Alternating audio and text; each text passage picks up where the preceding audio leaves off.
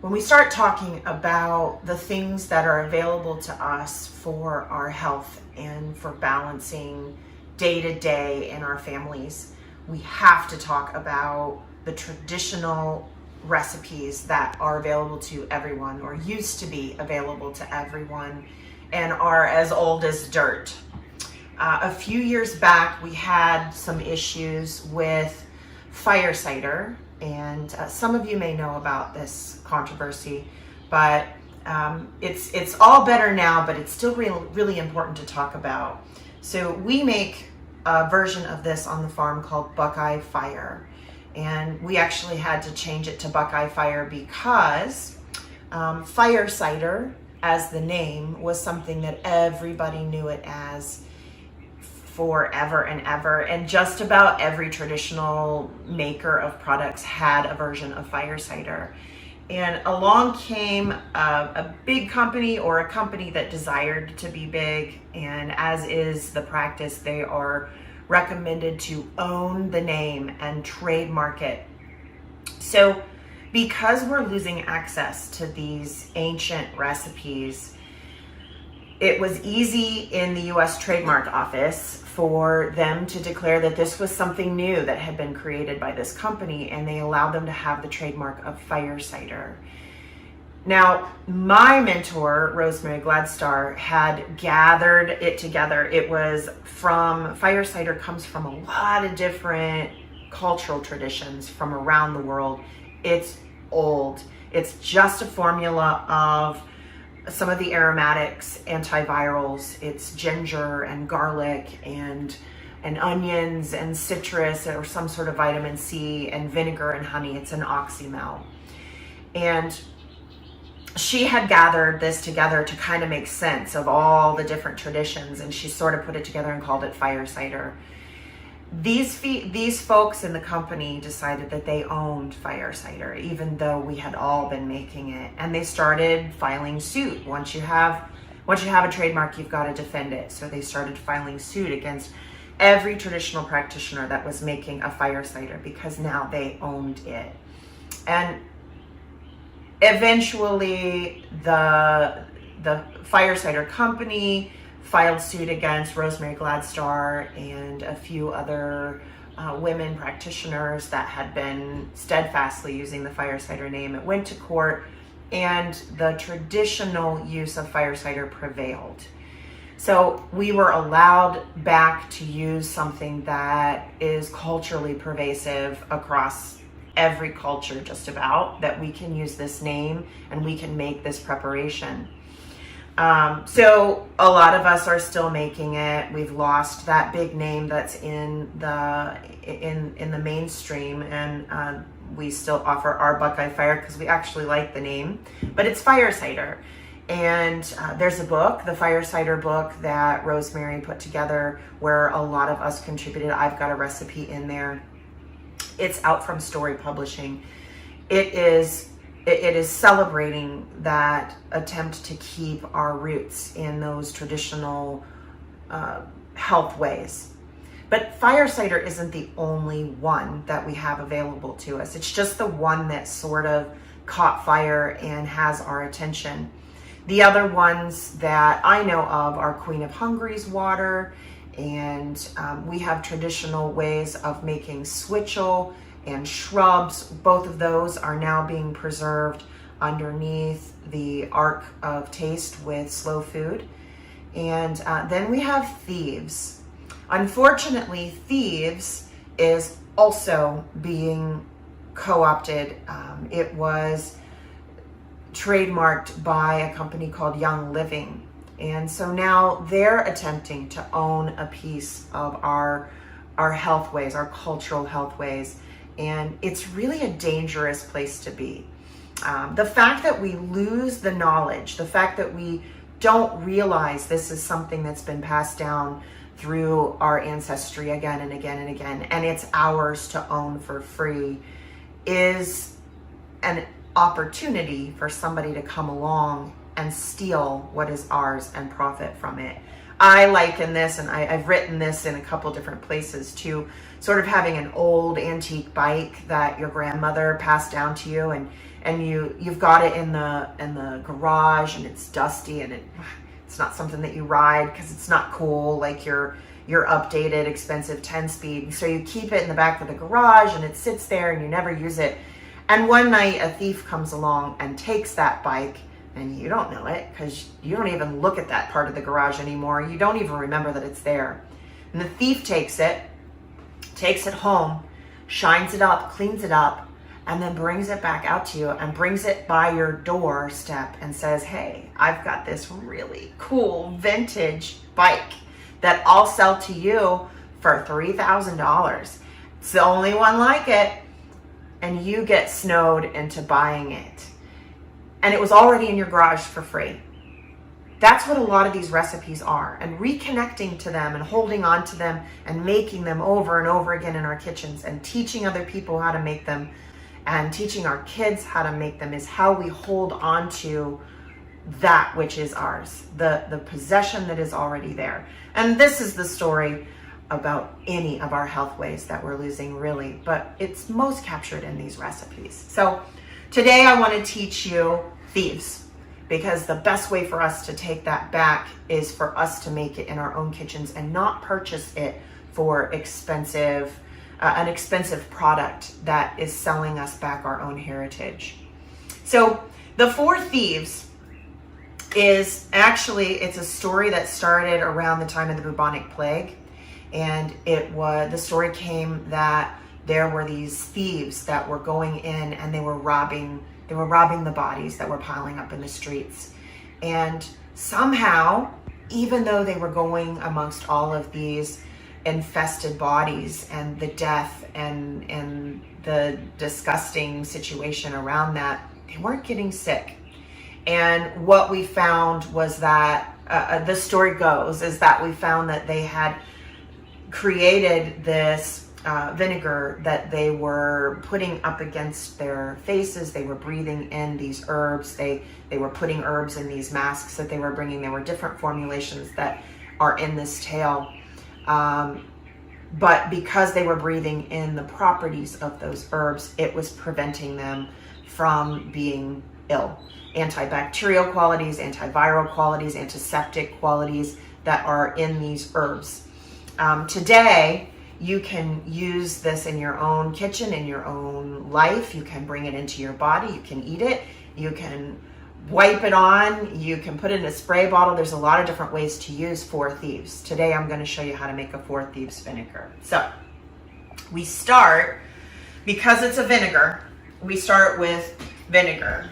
And I've had mine in the oven warming. I've got 16 ounces of vinegar here.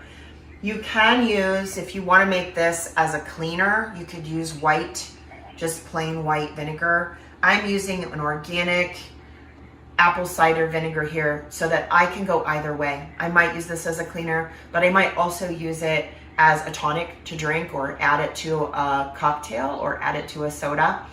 And by putting it in something that I want to put into my body that's life-giving, I have a lot of leeway. I can have the same jar. It can go a lot of ways. So I've warmed this. Anytime we want to work with vinegar and put a plant material into a vinegar, it's nice to warm it. So actually the oven's been off. I put it on warm and it's off. So it's just sitting in there getting a little bit warm. I don't want the vinegar to steam. I don't want to put it in a pot and cook it. I just want it to be warm enough that it's going to start uptaking all of this pretty quickly. So the first part of our ingredients are some leftover lemon peels. If you put lemon in your water routinely, or if you're using lemon in a recipe and you're maybe using the fruit and you have all these leftover peels, these are great to keep. Put them in your freezer. Keep a bag of leftover citrus peels, because you can make cleaners, and one of them is this. So I've got these leftover lemon peels. We do a lot of lemon in our water. So I'm just gonna take these and I am just cutting them up. Anytime we put a plant material into a tincture, which is really, I'm making a tincture here. That's the process from the Herbal Wisdom. I am putting plant material into a medium. In this case, it is vinegar. I want to cut it up. I want to make it smaller so that the medium, my vinegar, can get at as much of the broken up plant parts as possible. So into my warm vinegar, this goes. I've just got a few peels here. The next part is my sage. And if I'm using dried, I'm gonna use about a tablespoon of dried sage to this 16 ounces. But I went out and picked this fresh sage, and so I'm using a handful. I don't think you can overdo sage, honestly. Sage it's just so important to this formula, and it smells amazing. Sorry you can't smell it, you'll have to cut your own. So I'm gonna drop this in here, and next it's about a tablespoon of thyme. Again, I'm using fresh, so I'm just kind of done 2 to 3 tablespoons of fresh thyme. Dried, it's just gonna be a tablespoon. I've got a tablespoon of rosemary. And remember, you can get this fresh. They have those clamshells now at the grocery store where you can get fresh herbs if you don't have dried. Absolutely make use of the culinary and the baking aisle. Don't feel like you have to use something special. You don't have to get this from an herbal medicine supplier. This is food. This is just what we're using to flavor our roasts and our vegetables in the kitchen. So in that goes, we've got a tablespoon of lavender. No, it's not just for sleep and calming. It also has its own properties in here from the volatile oils that are in this plant. I'm going to add 2 sticks of cinnamon. And in this case, I want to crush them. Again, if I put this whole cinnamon stick in, it's just gonna, your vinegar is only gonna be able to get at kind of what's on the outside edge of this. The more I break this open, the more the cells are broken up, the more surface area that this vinegar can get at, and the stronger my resulting vinegar will be. So I'm just gonna take this. Be very careful if you have kids in the kitchen and you want to do this with them. Just carefully squash that, and in it goes. Cinnamon is a really good thing to add to a hot lemonade or your ginger tea, along with lots of honey. If you're wanting to break up congestion, add a cinnamon stick. But here we're going to be using those properties in this blend. And then I'm going to do 2 crushed garlic cloves. Now, you can absolutely peel this if you want to, but you don't have to. The peel can go in there. And honestly, getting the peel off is really fiddly and makes your fingers all sticky. So just smash it up, toss it in. There we go. Smash that up and toss it in. And I believe that's all of my ingredients. I'm gonna put the lid on this, and you can just shake that up. Now that is gonna sit in, I don't wanna put it in bright sunlight. So here in my kitchen, I've got sunlight coming in through my front bay windows, but I've got this wall of cabinets here, and I just kind of sit it in front of the cabinet here. It's not getting direct light. I can see it because I want to come through as often as possible and shake that up. I can leave that for about 2 to 3 weeks, and it's going to pull all of that benefit out of the plant material. Afterwards, you can use that plant material in maybe a rub for a meat. Never get rid of that stuff. You might find really creative ways to use it. This is a little bit different. Maybe make a salad dressing out of this vinegar. You can add a little bit of honey to a small amount and make an oxymel that is a tonic. You can spray it to clean glass, or spray an area that you're going to disinfect in the kitchen.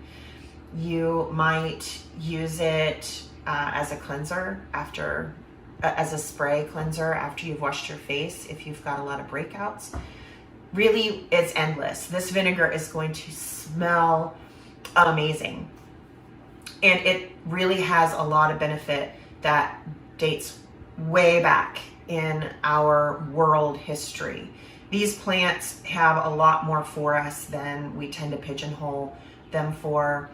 Don't trap yourself into using them for medicine, but it's really important that you participate in this. All of us that continue to make these recipes and pass them on and share them with other people participate in the preservation of our cultural knowledge around health.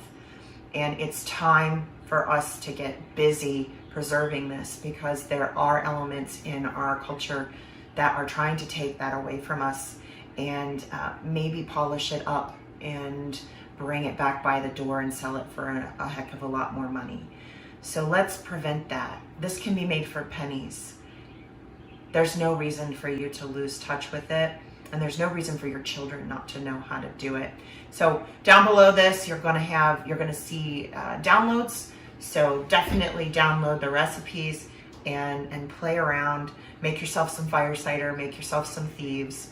Get ready for winter. Get ready for your own cleaning supplies. And as always, let me know if you have any questions.